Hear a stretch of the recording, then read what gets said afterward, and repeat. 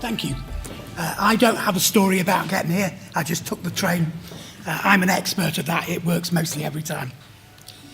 So plastics, gone from a wonder material to now being a problem. China won't take our used plastic material. David Attenborough has made that turtle more famous than Kim Kardashian. And you now have a number of companies who are scrambling to decide what their corporate strategy in terms of plastics is going to be. There is a partial solution that's looking at bioplastics. It fits in with most of the things that we want to do, but there's a critical problem with it that's made it resistant then to uptake from industry. If you look at the two red arrows on the right-hand side, you'll see that the cost of a bioplastic is more expensive than the cost of a standard plastic, and as a result, people don't use it. Because one of the things we found, and this is in some respects a bit like parts of the failure, is telling people there's big potential for bioplastics and having people make announcements about bioplastics doesn't mean anybody's going to buy it.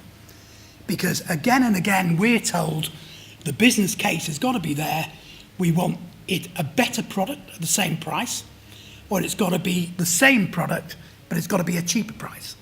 Unless you can fix that, you can't make any commercial progress.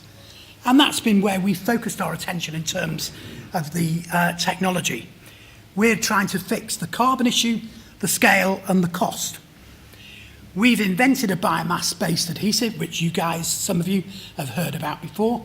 We realised we can mix that with existing polymers and make composites biopolymers that are 50% biomass, but importantly, they cost 10 to 15% less than either virgin polymers or a recycled polymer. At the moment, our calculations indicate this is probably the planet's most cost-effective carbon capture technology.